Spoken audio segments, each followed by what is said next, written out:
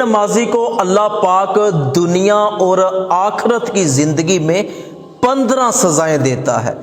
پہلی سزا یہ کہ نبی کریم صلی اللہ علیہ وآلہ وسلم نے ارشاد فرمایا کہ بے نمازی کی زندگی میں برکت نہیں ہوتی۔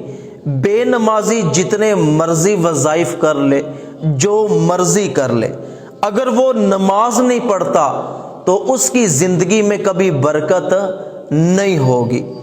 دوسری سزا اللہ پاک بے نمازی کو یہ دیتا ہے کہ بے نمازی کے چہرے سے ایمان کا نور ختم کر دیا جاتا ہے، چہرہ بے رونق ہو جاتا ہے۔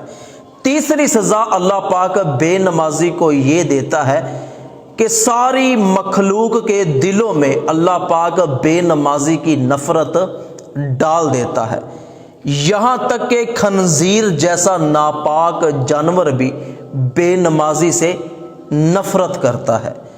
چوتھی سزا اللہ پاک بے نمازی کو یہ دیتا ہے کہ بے نمازی جتنی بھی دعائیں اللہ پاک سے مانگتا ہے، بے نمازی کی دعا آسمان تک نہیں پہنچتی۔ پانچویں سزا اللہ پاک بے نمازی کو یہ دیتا ہے کہ بے نمازی جس سے مرضی دعا کروائے، بے نمازی اپنے لیے اپنے ماں باپ سے دعا کروائے، پیر صاحب سے دعا کروائے، عالم دین سے دعا کروائے، نبی کریم صلی اللہ علیہ وآلہ وسلم نے ارشاد فرمایا کہ بے نمازی کے حق میں کسی کی دعا قبول اللہ پاک نہیں فرماتا۔ چھٹی سزا اللہ پاک بے نمازی کو یہ دیتا ہے کہ بے نمازی کی جب موت کا وقت آتا ہے تو بے نمازی بھوکا مرتا ہے۔ ساتویں سزا اللہ پاک بے نمازی کو یہ دیتا ہے کہ جب بے نمازی مرتا ہے تو پیاسا مرتا ہے، اگرچہ کہ 7 سمندروں کا بے نمازی پانی پی جائے۔ آٹھویں سزا اللہ پاک بے نمازی کو یہ دیتا ہے کہ جب بے نمازی مرتا ہے تو اس کی زبان سے کلمہ نہیں نکلتا، ایمان پر اس کا خاتمہ نہیں ہوتا۔ نویں سزا اللہ پاک بے نمازی کو یہ دیتا ہے کہ جب بے نمازی مر جاتا ہے، اس کو قبر میں دفن کر دیا جاتا ہے تو اس کی قبر میں جہنم کی کھڑکی کھول دی جاتی ہے۔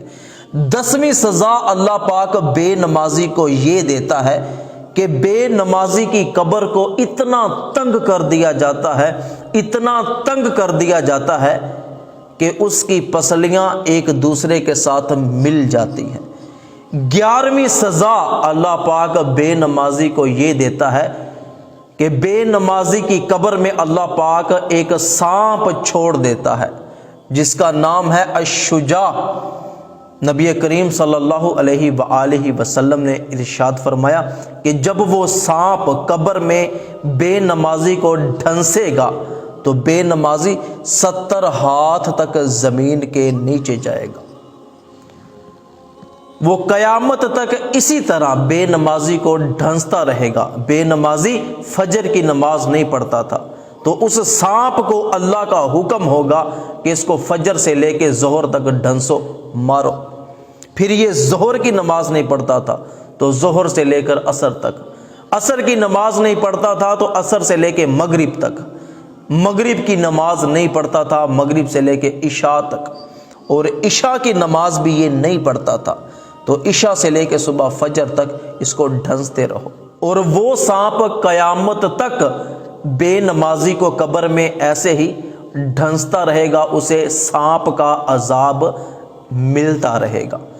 12ویں سزا اللہ پاک بے نمازی کو یہ دیتا ہے کہ قیامت کے دن جب بے نمازی اپنی قبر سے نکلے گا تو اس کا چہرہ سیاہ ہوگا اور کمر اکڑی ہوئی ہوگی، چہرے سے لوگ پہچانیں گے کہ یہ بے نمازی ہے، یہ سجدہ نہ کرنے والا ہے۔ 13ویں سزا اللہ پاک بے نمازی کو یہ دیتا ہے کہ قیامت کے دن اس کا حساب سختی کے ساتھ لیا جائے گا۔ 14ویں سزا اللہ پاک بے نمازی کو یہ دیتا ہے کہ قیامت کے دن بے نمازی کو دھکے مار کے جہنم کی طرف لے جایا جائے گا۔ اور 15ویں سزا اللہ پاک بے نمازی کو یہ دے گا کہ اس کے چہرے پہ لکھا ہوگا کہ یہ بے نمازی ہے، اللہ پاک کے حکموں کو توڑنے والا ہے، اس کو جہنم میں ڈال دیا جائے، یہی بے نمازی کا ٹھکانہ ہے۔